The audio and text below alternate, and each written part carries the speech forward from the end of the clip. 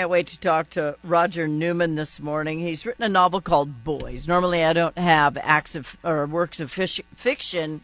Now I'm going to do it with my Kyle. I don't normally have just novels on, but this one was so moving that I needed to.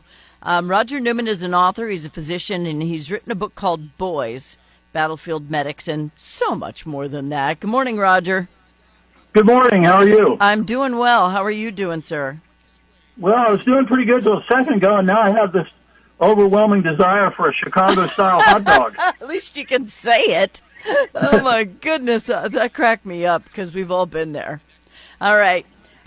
What prompted you to write this? Did you know of a situation where things like this happened with the young man and his family being killed by the KKK and the white family adopting him? I mean, was this based on truth, or where did this come from? Was your storyline? It did come from my own family history. My grandfather owned a dairy farm in western North Carolina during the Great Depression. My father grew up on that farm, and when my father was young, they discovered a black boy who had been orphaned by the basically the lynching and murdering of his family over a property dispute. And Alex, who's the young black boy, they discover him hiding in the dairy barn, and they take him in. And my grandfather was not particularly an enlightened individual. He wasn't looking to try to ease this child's burden at all. He was looking for more dairy farm hands during the Depression. So Alex essentially became a farmhand, but to my father, he and Alex were the same age, and they grew up together, and they became very close. Mm-hmm. And my father saw him as a brother.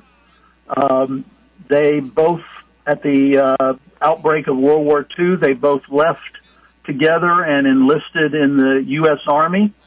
And once they enlisted, in the reality of my family, they were segregated and never saw each other again. There was no one knew in the family what became of Alex during or after the war. But in the book, I from that point on, it's fictionalized. I do bring them back together during the war. I knew of a significant battle that my father was part of called the Battle for Mortain, where my father won a medal, and my father was a medic. But he and Alex come back together during the Battle of Mortain. They save each other's lives. And then the novel goes from there after the war. They become a bit estranged, but eventually come back together late at the end of the book and try to rediscover their identities and the underlying issue of whether or not their brotherhood and love for each other can overcome the racial intolerance and racism that they've confronted throughout their life. And when it comes to that period of time, it wasn't uncommon for people to be racist. It just wasn't. But now I can't even fathom of it because everybody's got someone of color of some kind in their family at this point. I don't know that many homogenized families anymore. There are a lot of them, but I mean, there are also as many mixed race families as there are homogenized. So I'm really glad we got past that part of our thinking. Things are changing, but certainly in rural North Carolina during the Jim Crow era, the color lines were very stark. Mm-hmm. Racism was very much accepted, tolerated, even endorsed as a way of, controlling the black population. Yeah, I hate that so much, and there's still repercussions of that echoing today through parts of the world, and it's gross. Reparations are not owed, but it is something we should still talk about. Roger, as a physician, you must have a special place in your heart for the the medics who had to run around on the battlefields. I do. As I said, my father was a medic. I've researched a little bit in writing this book about what the capabilities of medics were and what was the experience that medics had during the war. It was pretty uniquely different than the infantryman, and it only heightened my appreciation for what my father did. Yeah. There's a scene in the book that I take almost directly from the letter that his commanding officer wrote, recommending him for the Silver Star for the things he did. I integrated that scene into the book, and it was.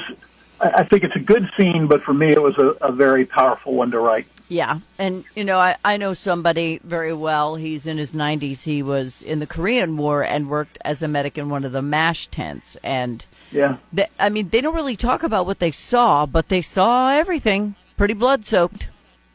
They did, and they had a very particular set of skills that's different than even than most physicians in terms of having to triage situations, quickly realize who was savable and who wasn't, comforting those people that.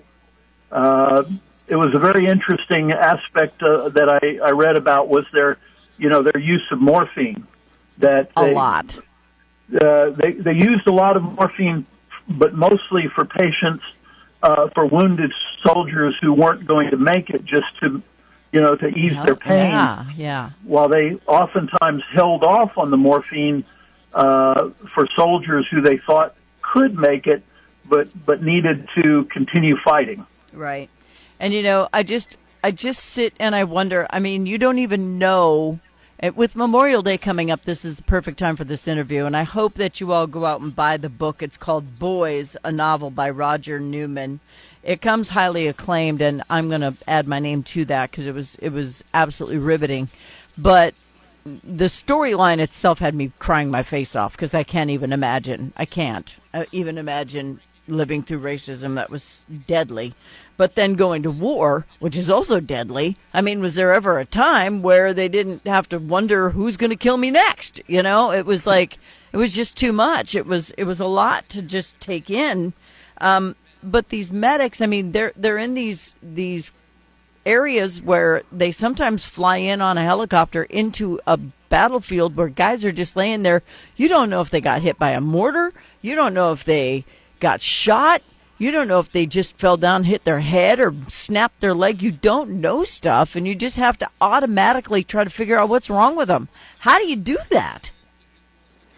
I think it's a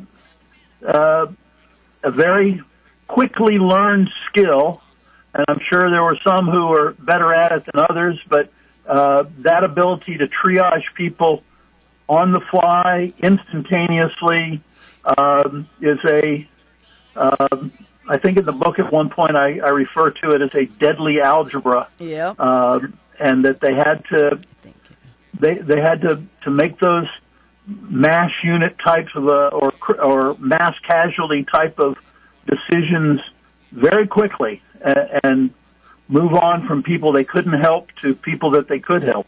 Well, and they weren't armed, were they? They were not supposed to be armed. That's kind of an issue that the medics had to deal with. There was a general rule that medics were non-combatants and that both the enemy and enemies would accept a medic on the battlefield because the medic may come across an injured German or an injured American. It didn't really matter which. Yeah, but the Japanese didn't do that. They took the medics out first so that they couldn't save anybody. That's true, and the SS did the same. They would purposely wound people, particularly snipers, to bring out more soldiers, to bring out the medics, so they could kill them. The medics had one of the highest mortality rates of any of the different types of units in the military. Because they were the ones going to the gunfire rather than away from it. So, being a physician and an author, I know you did your research and whatnot, but I mean, obviously there's profanity in the book, so if you're scared Oh, no. of bad words, you should probably not read it. But I think everyone should read it because it's so moving and it's so the. How did you think out the scenes where the battle was going on? I mean, having not served in combat, I mean, did you just watch movies, read books? I mean, where do you come up with this stuff? That's a great question. I had a strong feeling about the personalities of my characters, the personalities of Alex, and the personalities of Pete, who was the medic. Well, they're real to me, just so you know. These guys are real to me, just so you know. Well, they were real to me as well, and I could imagine how I think they would respond to different situations. Mm-hmm. Most of the research I did for the book involving the war had to do with the battle for Mortain. So a lot, and that goes on for many chapters. And a lot of that is based in the actual history. But then when I put Alex and Pete into that battle, it just kind of, it just kind of came to me. I knew what was happening in the battle, and I felt like I knew how Alex and Pete would respond to the things that were happening. Well, and I did chuckle a few times because I kept telling myself he's an OBGYN. What does he know about helping wounded soldiers? I mean, unless they were girls. I was just like, I did chuckle a few times while I was reading things. And I was just very much moved to tears by the story of Alex and just the way everything came to pass. I know that in reality it didn't quite go the way it goes in the book, but this would be a great movie. Well, I appreciate you saying that. As a writer, you always think about that. I've thought it might be a great miniseries since it is a story that covers the time, from the time that the two boys are basically children. Paramount. Where you at? Yeah, where are they at? Yeah, they need to. I'm with you. The whole thing just reads like a miniseries. It really does, but it could also be a 3-hour movie like Saving Private Ryan. It could be any one of those things, but it is a must-read. Well, I very much appreciate you saying that. I'm glad that it did elicit emotion on your behalf. But I would say I do feel like, and I hope you would agree, that it comes to a satisfying ending. It does. But for me, not all stories end that way. So it wouldn't have mattered one way or the other for me. It wouldn't have mattered because, you wrapped it up very nicely with a bow at the end. You did. But in my life, the really tragic situations didn't have a bow at the end. They just had an escape. So, it was like, but you do end it well. The whole thing is just beautiful. And I think you could probably get, I don't know, a series of maybe 3 seasons out of this thing for sure. But Roger Newman is the author. He is a physician. It's just called Boys. It's a novel by Roger Newman. It is not a factual book. And I know you're all shocked that I had him on the show, but the book was just that good. So I want everyone to get a copy. Where is it available, Roger? All the usual media outlets, Amazon, Barnes & Noble, Books A Million, Kindle, and also my author website, which is RogerB.Newman.com. You can go there and learn more about Boys and also some of the previous books that I've written. Mm-hmm. And it will also link you to all those sites where you could purchase the book. All right, everybody check it out. And I've only said you could make this into a movie in the last 25 years, maybe 4 times. So, yeah, this was a good one. Well, I hope that happens, and I do too. I certainly appreciate your endorsing it. Well, remember me when Paramount picks it up. You're welcome. We'll find you a spot in the movie. Oh, God. All right, thanks, Roger. Thank you very much. Have a great day. You too. Bye-bye.